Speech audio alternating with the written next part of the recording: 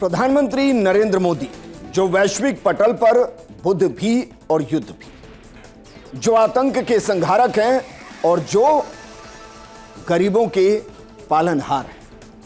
लेकिन कैसे प्रधानमंत्री मोदी ने जब भारत का नेतृत्व संभाला, उसके बाद कैसे विदेश में भारत का डंका बजा। आपने अभी तक प्रधानमंत्री मोदी के बचपन से लेकर अभी तक के सफर को ना जाने कितनी बार सुना होगा, लेकिन प्रधानमंत्री मोदी के भारत के नेतृत्वकर्ता के बाद कैसे वैश्विक पहचान भारत की बनी और कैसे भारत अपने आप में केंद्र बिंदु बन गया, हम 75 ऐसे ही फैसले आपको बताने वाले हैं जिससे भारत के विश्व बंधु और विश्व गुरु की पहचान बनी। शुरुआत करते हैं नेबरहुड फर्स्ट नीति के साथ। कहते हैं कि पड़ोसी को बदला नहीं जा सकता, लेकिन उनके लिए नीति निर्धारित की जा सकती। प्रधानमंत्री मोदी ने 2014 में जब शपथ ग्रहण समारोह किया, उस दौरान सभी सार्क देशों के नेताओं को आमंत्रण दे बता दिया कि हम नेबरहुड फर्स्ट पॉलिसी की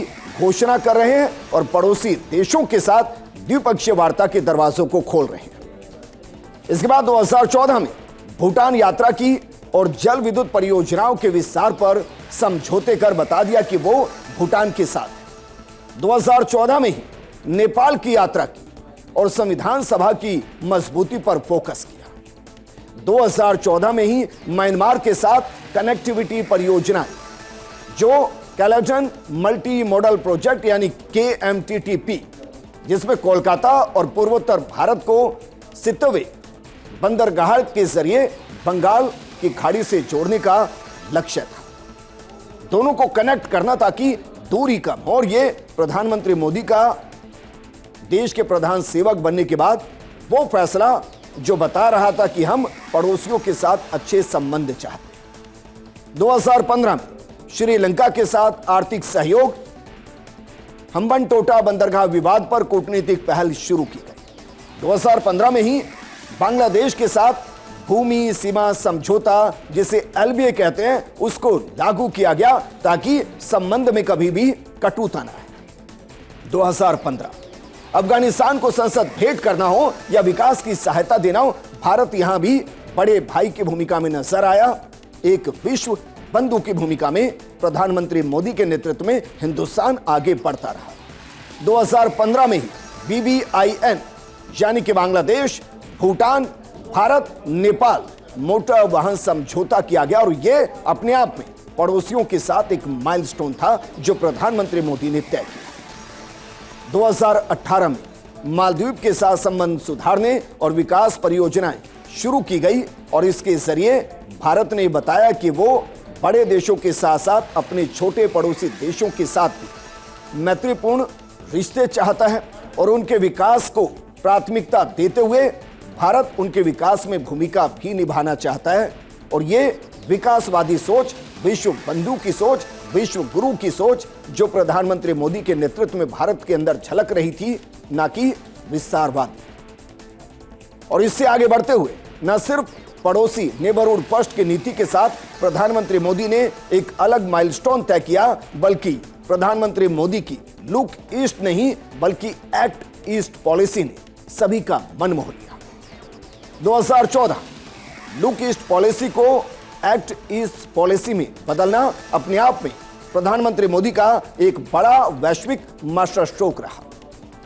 2014 से 2023 तक एशियान के साथ मुक्त व्यापार समझौते को मजबूत किया गया, जिसे हम FTA कहते हैं, फ्री ट्रेड एग्रीमेंट। 2015 में मलेशिया के साथ आर्थिक साझेदारी पर सहमति बनी और 2014 में जो सहमति बनी, 2015 में सिंगापुर के साथ व्यापक रणनीतिक साझेदारी की। 2016 में वियतनाम के साथ रक्षा समझौता, दक्षिण चीन सागर में सहयोग। 2016 में ब्रुनेई के साथ हाइड्रोकार्बन सहयोग पर सहमति बनी और ये प्रधानमंत्री मोदी के वो फैसले जो लुक ईस्ट नहीं एक्ट ईस्ट पॉलिसी के तहत थे। 2016 में ही बिम्स्टेक को सार्क की जगह प्राथमिकता दी गई और अपने आप में प्रधानमंत्री मोदी का एक मास्टर स्ट्रोक था। इससे सारे समीकरण बदलते नजर आए। 2017 में थाईलैंड के साथ पूर्वी आर्थिक गलियारा स्थापित किया गया। 2017 में ही फिलीपींस के साथ रक्षा समझौता हुआ और 2018 में इंडोनेशिया के साथ रक्षा साझेदारी और सुलावेसी सागर में अभ्यास किया गया, जिसने बताया कि भारत विश्व बंधु के साथ विश्व गुरु की भूमिका में है और इसके साथ वो लुक ईस्ट पॉलिसी नहीं, एक्ट ईस्ट पॉलिसी के साथ आगे बढ़ रहा है। सिर्फ इतना नहीं, प्रधानमंत्री मोदी के प्रधान सेवक बनने के बाद वर्ल्ड पावर के साथ प्रधानमंत्री मोदी की एक ऐसी केमिस्ट्री नजर आई जिसमें हम निष्पक्ष नहीं थे, बल्कि हम सभी के पक्ष में थे। हम तटस्थ नहीं थे, बल्कि मल्टी डायमेंशन के साथ। जैसे 2014 जापान के साथ विशेष रणनीतिक वैश्विक साझेदारी की गई। 2014 में दक्षिण कोरिया के साथ सीपा समझौता अपग्रेड किया गया। सीपा यानी कि यह देशों के बीच व्यापार को प्रोत्साहित करने, आर्थिक सहयोग को गहरा करने और द्विपक्षीय संबंधों को मजबूत करने के लिए एक संस्थागत तंत्र प्रदान करने वाला व्यवस्था थी। 2014 में ब्राजील के साथ ब्रिक्स के तहत सहयोग स्थापित किया गया और 2015 में दक्षिण अफ्रीका के साथ IBSA त्रिपक्षीय फोरम मजबूत किया गया। IBSA मतलब इंडिया, ब्राजील, साउथ अफ्रीका। इन देशों के बीच एक त्रिपक्षीय 3 देशों का संवाद मंच स्थापित किया गया। इसका उद्देश्य इन तीनों बड़े लोकतंत्रों के बीच द्विपक्षीय सहयोग और विनियमन को बढ़ावा देना था। 2016 आते आते ईरान के साथ चाबहार बंदरगाह विकास समझौता किया गया। चाबहार को एक तरीके से गवादर पोर्ट के अगेंस्ट इस्तेमाल करना, क्योंकि जिस तरीके से सीपैक कॉरिडोर के जरिए चाइना पाकिस्तान को कंट्रोल करते हुए गवादर पोर्ट का इस्तेमाल कर रहा था, उसके इतर जाकर प्रधानमंत्री मोदी ने चाबहार बंदरगाह विकास समझौता किया, जो अपने आप में खाड़ी के द्वार के साथ भारत के विकास को रफ्तार देने वाला फैसला रहा। 2016 में कतर के साथ LNG आपूर्ति समझौता किया गया और इससे भारत को बहुत फायदा होगा। 2016 में ही फ्रांस के साथ राफेल लड़ाकू विमान सौदा हुआ और यह बताने की जरूरत नहीं कि राफेल हमारी भारतीय सेना, हमारी वायुसेना का एक अभिन्न अंग है। 2016 में यूरोपीय संघ के साथ मुक्त व्यापार वार्ता फिर से शुरू की गई और 2017 इजरायल के साथ रक्षा और कृषि सहयोग समझौता किया गया। 2017 में तुर्की के साथ व्यापार समझौता स्थापित किया गया और 2017 में ही क्वाड को पुनर्जीवित किया गया और इसमें प्रधानमंत्री मोदी का एक दूरदर्शी विजन था। 2018 में रूस के साथ S-400 मिसाइल सौदा किया गया और अभी ऑपरेशन सिंदूर के दौरान कहा जाता है कि S-400 मिसाइल सौदा जो हुआ उसने एक बड़ी भूमिका निभाई और यह प्रधानमंत्री मोदी का विजन था, देशों के साथ संबंधों को मजबूत करना और उन मजबूत संबंधों के जरिए भारत की सुरक्षा व्यवस्था को और ज्यादा मजबूत करना। 2018 चीन के साथ वुहान अनौपचारिक शिखर सम्मेलन का हिस्सा बना भारत, जबकि 2018 अमेरिका के साथ कोमसाका समझौता हुआ, यानी कि communication compatibility and security agreement, ये साइन हुआ, जिससे दोनों देशों की सेनाओं के बीच बेहतर अंतर संचालन, जिसे इंटर ऑपरेटिबिलिटी कहते हैं, और सूचना का सुरक्षित आदान प्रदान संभव हुआ। ये भारत को अमेरिकी रक्षा प्रणालियों से जुड़े उपकरणों के उपयोग और उन्नत रक्षा प्रौद्योगिकी तक पहुंच प्रदान करता रहा।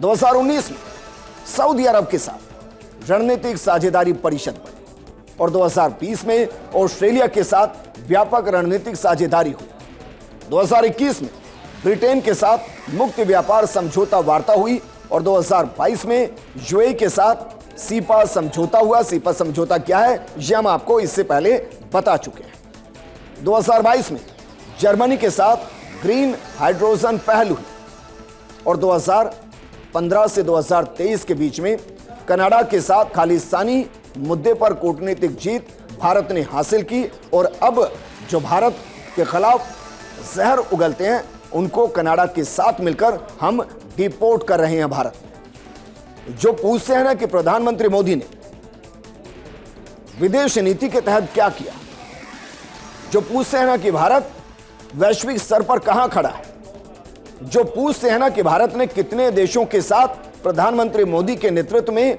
रिश्तों को मजबूत किया, आज हम उनको बता रहे हैं कि महज 11 सालों में प्रधानमंत्री मोदी ने कौन कौन से बड़े 75 फैसले लिए। हालांकि ये फहरिस्त बहुत लंबी है, लेकिन हमने उनमें से वो 75 फैसले चुने जो बहुत महत्वपूर्ण थे और जिनके जरिए आप समझ पाए कि भारत वर्तमान में कहां है। और कुछ ऐसे ही भारत की मजबूती में प्रधानमंत्री मोदी के 15 और वैश्विक फैसले जो अपने आप में भारत को वैश्विक पटल पर गौरवान्वित महसूस कराते नजर आए थे। इनमें कौन 2014 को भूल सकता है। याद कीजिए, यूएन में योग दिवस प्रस्ताव को मंजूरी का मास्टर स्ट्रोक और पूरी दुनिया ने माना कि भारत योग गुरु है। यह प्रधानमंत्री मोदी के नेतृत्व में ही हुआ। 2014 में ब्रिक्स न्यू डेवलपमेंट बैंक में योगदान भारत का महत्वपूर्ण रहा। 2015 इंटरनेशनल सोलर अलायंस, जिसे ISA कहते हैं, उसकी स्थापना की गई। 2017 एससीओ में भारत को पूर्ण सदस्यता दिलाई गई और 2019 coalition for disaster resilient infrastructure CDRI इसकी स्थापना की गई। 2019 में WHO में पारंपरिक चिकित्सा को मान्यता दिलाई गई। 2021 और 20 के दौरान वैक्सीन मैत्री पहल हुई और इसमें भारत ने बता दिया कि मुसीबत में अगर कोई सबका साथी है तो वो भारत है। भारत ने न सिर्फ मोदी जी के नेतृत्व में पूरे देश को वैक्सीनेट किया, बल्कि जिन देशों के अंदर वैक्सीन की कमी थी वहां भारत ने वैक्सीन भी भेजी और इसने बता दिया कि प्रधानमंत्री मोदी के नेतृत्व में भारत विश्व बंधु, विश्व गुरु की भूमिका निभा रहा है। 2021 पेरिस समझौते के तहत 2070 तक कार्बन न्यूट्रल लक्ष्य रखा गया। 2022 लाइफ मिशन, जिसका मतलब है लाइफ स्टाइल फॉर एनवायरमेंट, इसको प्रधानमंत्री मोदी आगे बढ़ाते हुए नजर आए कि आप अपनी जीवन की दिनचर्या को इस अंदाज में जिए जिससे पर्यावरण को नुकसान ना हो। 2023 ग्लोबल बायोफ्यूल अलायंस की स्थापना की गई और 2023 international big cat alliance IBCA ये एक मास्टर स्ट्रोक रहा। वहीं 2023 में ही G20 की अध्यक्षता और अफ्रीकी संघ को सदस्यता का फैसला लिया गया। ये सब प्रधानमंत्री मोदी के वो फैसले जिन्होंने वैश्विक स्तर पर भारत का मान बढ़ाया और भारत को विश्व बंधु, विश्व गुरु की भूमिका में लाकर खड़ा कर दिया। 2023 में ही अफ्रीकी संघ के साथ सहयोग बढ़ाया, जिसे हम G20 कहते हैं। 2023 में ग्लोबल साउथ के लिए voice of global south summit आयोजित की गई और ये ग्लोबल नॉर्थ की नजरों में हमेशा खटकी, क्योंकि ग्लोबल साउथ गरीब देशों का एक संगठन जिसको प्रधानमंत्री मोदी ऑलमोस्ट लीड करते हुए नजर आए और प्रधानमंत्री मोदी ने ग्लोबल साउथ के देशों का दौरा भी किया। 2015 से 2025 UNSC स्थायी सदस्यता के लिए अभियान भी चलाया गया और यह सब प्रधानमंत्री मोदी के नेतृत्व में हुआ। लेकिन कैसे विदेश नीति के जरिए, राष्ट्रों के साथ मजबूत संबंधों के जरिए प्रधानमंत्री मोदी ने राष्ट्र सुरक्षा में एक ऐसी नीति निर्धारित की जिसने भारत की सुरक्षा व्यवस्था और भारत की सेना को एकदम अपग्रेड कर दिया। और भारत ने वो नीति भी अपनाई कि हम किसी पर अटैक नहीं करेंगे, लेकिन अगर कोई मां भारती के सीने को छलनी करने की कोशिश करेगा तो फिर घर में घुसकर मारेंगे। और यह वैश्विक संदेश भारत ने दिया। भारत ने बताया कि भारत गांधी का देश है, लेकिन प्रधानमंत्री मोदी के नेतृत्व में यह भी बताया कि यही भारत चंद्रशेखर आजाद, भगत सिंह, राजगुरु, सुखदेव का भी देश है। और यही वजह रही 2014 में आतंकवाद के खिलाफ जीरो टॉलरेंस की नीति को प्रधानमंत्री मोदी ने प्रधान सेवक बनने के साथ शुरू किया। 2016 में उरी हमले के बाद सर्जिकल स्ट्राइक का फैसला लिया, जिसने वैश्विक स्तर पर बता दिया कि अब भारत वो भारत नहीं जो चुप बैठता है, भारत घर में घुसकर मार। 2017 में चीन के BRI का भी जमकर विरोध किया गया। BRI मतलब बॉर्डर रोड इनिशिएटिव, जिसके जरिए चाइना पड़ोसी देशों के अंदर सड़कों का जाल बिछाते हुए उनको कंट्रोल कर रहा था। भारत ने इसका विरोध किया, प्रधानमंत्री मोदी ने इसका विरोध किया। 2017 डोकलाम स्टैंड ऑफ में कूटनीतिक दबाव कायम आया और चाइना को वापस हटना पड़ा। 2018 मालदीव में राजनीतिक संकट पर भारत ने हस्तक्षेप किया और 2019 पुलवामा अटैक के बाद बालाकोट एयर स्ट्राइक का फैसला प्रधानमंत्री मोदी के नेतृत्व में लिया गया। 2019 पाकिस्तान के साथ बातचीत बंद करने का फैसला हुआ और प्रधानमंत्री मोदी ने स्पष्ट कहा कि ट्रेड और टेरर एक साथ नहीं होगा, टॉक एंड टेरर एक साथ नहीं होगा। और जब जब पाकिस्तान ने टेरर को पनपाने की कोशिश की, प्रधानमंत्री मोदी के नेतृत्व में हमारी सेना ने बार बार घुसकर पाकिस्तान के अंदर अटैक किया और इस बार जो ऑपरेशन सिंदूर लॉन्च किया गया, उसने बता दिया कि भारत की क्षमता क्या है और प्रधानमंत्री मोदी के नेतृत्व में भारतीय सेना कितनी ज्यादा मजबूत हो चुकी है। 2020 गलवान झड़प के बाद LAC पर तैनाती बढ़ाने का फैसला प्रधानमंत्री मोदी ने किया। 2021 अफगानिस्तान में तालिबान के बाद नागरिक निकासी ऑपरेशन लॉन्च किया गया, जिसे ऑपरेशन देवी शक्ति कहा गया। 2022 में भी ऐसा ही हुआ। यूक्रेन संकट में भारतीय छात्रों को सुरक्षित वापसी के लिए ऑपरेशन लॉन्च किया गया, जिसे ऑपरेशन गंगा कहा गया और बाकायदा कॉरिडोर स्थापित हुआ और दोनों देशों ने इस बात पर सहमति की, रूस और यूक्रेन ने, कि भारत के जो भारतीय छात्र वहां फंसे हुए हैं उनको एक सेफ कॉरिडोर के जरिए सुरक्षित निकाला जाए। और प्रधानमंत्री मोदी ने इस ऑपरेशन को नाम दिया था ऑपरेशन गंगा, जिसने वैश्विक स्तर पर बता दिया था कि भारत और भारतीय दोनों प्रधानमंत्री मोदी के लिए कितने जरूरी, और अगर उनको खरोच भी आई तो प्रधानमंत्री मोदी का भारत जवाब देने के लिए सक्षम है। सिर्फ इतना नहीं, मोदी की आर्थिक और विकासात्मक कूटनीति जो नीतियां रही, वो अपने आप में भारत को आत्मनिर्भरता की तरफ आगे बढ़ाती हुई नजर आई। याद कीजिए 2014 प्रधानमंत्री मोदी ने आते ही एक अभियान को शुरू किया।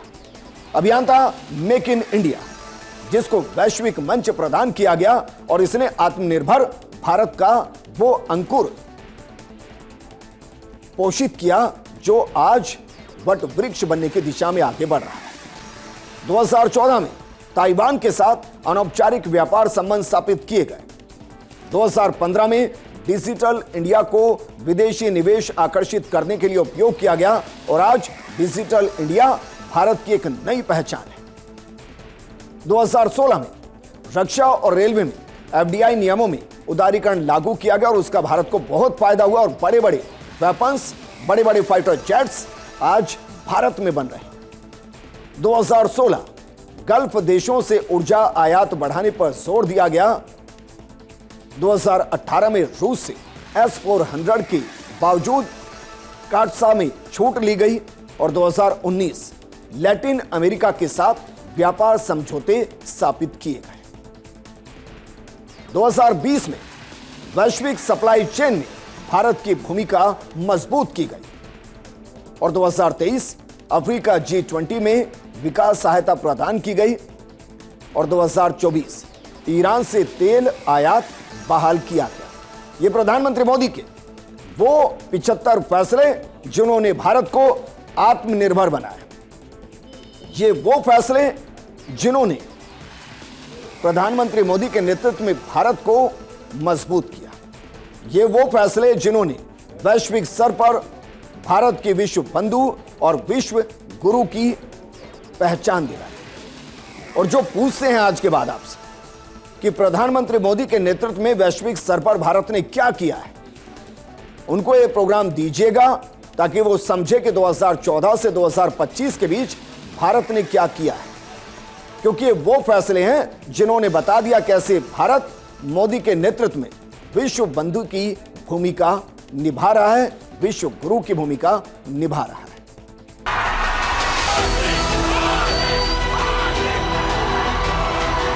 नरेंद्र शासति भारतम प्रज्ञया दीप्तिमान सदा विकास पथे समृद्धिश्च जन कल्याण मुदाहृतम संगठनम विश्व मंचे शक्त्या भारत मुन्नतम स्वच्छता योग सम्मानम मोदिस्य कर्म कीयत नरेंद्राय महानाय भारतस्य निदर्शने जन्म दिवसे शुभम काम्यम यश कीर्तिश्च वर्धताम्। सौगंध मुझे इस मिट्टी की, मैं देश नहीं झुकने दूंगा।